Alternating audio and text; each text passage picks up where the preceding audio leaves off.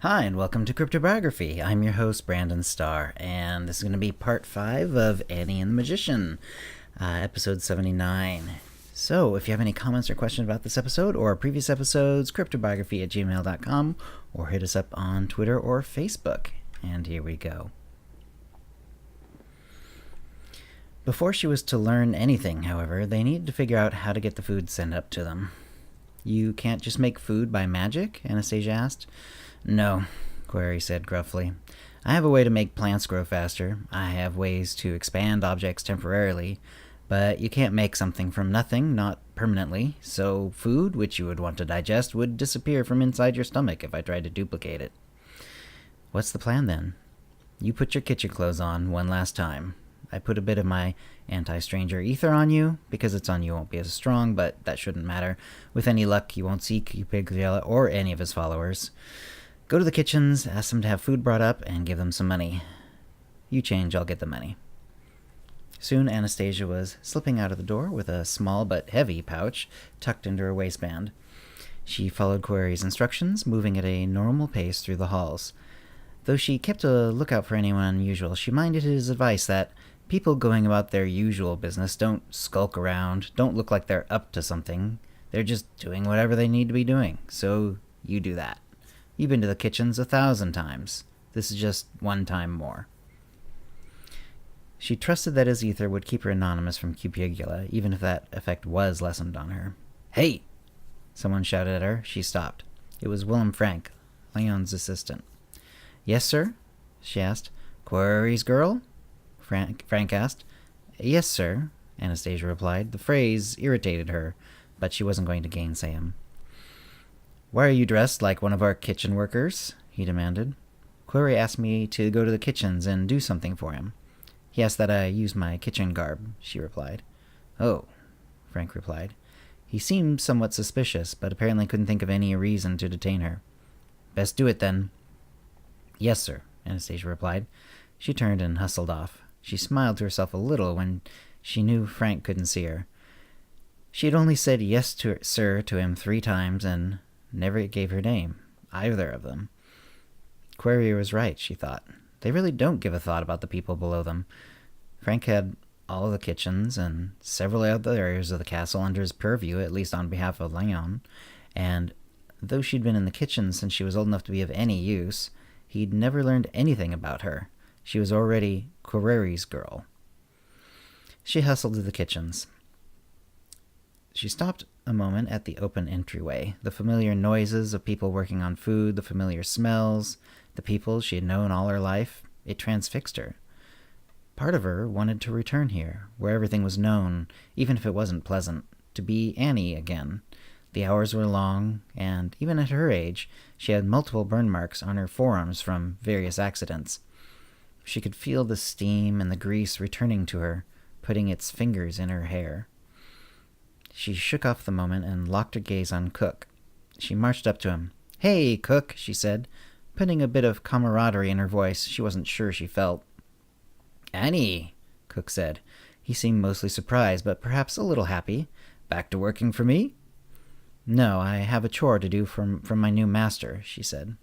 The magician, Cook said, and in his mouth it sounded like an insult. Anastasia pretended she hadn't heard his tone. Yes, she said. For the time being, he would like meals for himself and for me, brought up 3 times a day with drink. He gave me this to give to you for your services, she said, holding out the bag.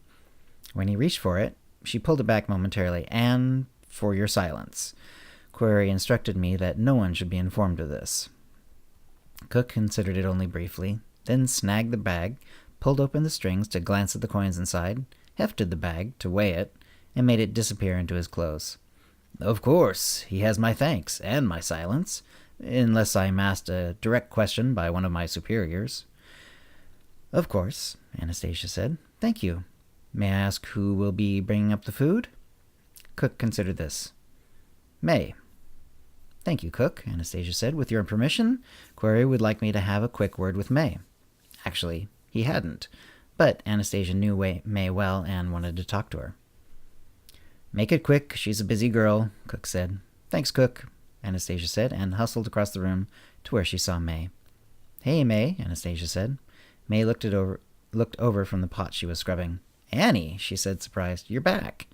Just for a moment, Anastasia said. It's good to see you. May was only a little older than she, and they had become fast friends. Neither of them had a lot of people in their life. Anastasia had no parents, and May only had a father alive, and he was a drunkard who took May's meager payments so that he could buy more drink. Otherwise, he didn't see her at all. She was plain, but had a bubbly personality that made her more beautiful. You're going to be bringing up food to my new master and me, Anastasia said. Sorry for the extra work, but I hope to see you sometimes when you do. May smiled. Sure, Annie. Anastasia, hearing a bit of sadness in her voice, said, Cook took the money for the job, but I can maybe get my master to give you some extra.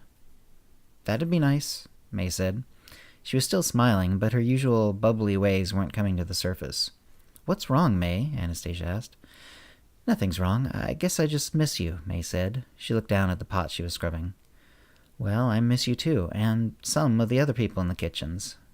My master keeps me so busy I hardly get to see anyone other than him. Is he treating you well? May asked. Anastasia nodded. May nodded back, then let her gaze turn back to the pot again. Then she said, still looking down at the pot as if it made the words easier to say, I miss you, Annie. That's part of it. But also I think I'm jealous. It felt like you got plucked out of here, and now you'll go on to do amazing things. And I'm glad for you, but that will never happen for me. I'll be a kitchen girl, and then a kitchen wench, and then an old kitchen crone, as far as I can tell. And I'm ashamed to say it, but there have been times since you left that I've been angry at you for it.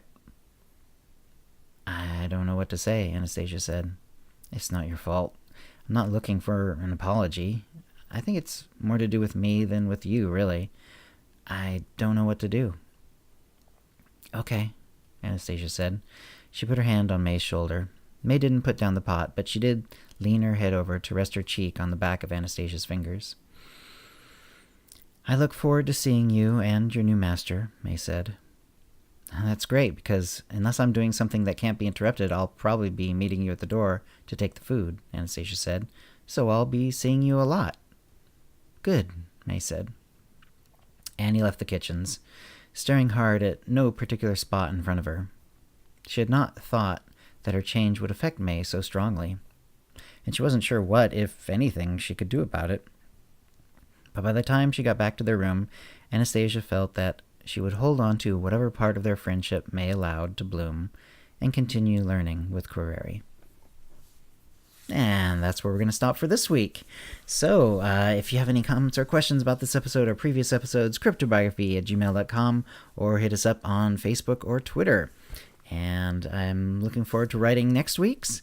After that, it's going to be the holidays. I might have to, it looks like I'm probably going to have to skip a week or possibly delay it until Monday, something like that. I'll work more on the schedule as it comes up. But next week, next Sunday, it will be a normal episode. So I'm looking forward to that. And until then, have a good week. Copyright 2018 CryptoBiography LLC, all rights reserved.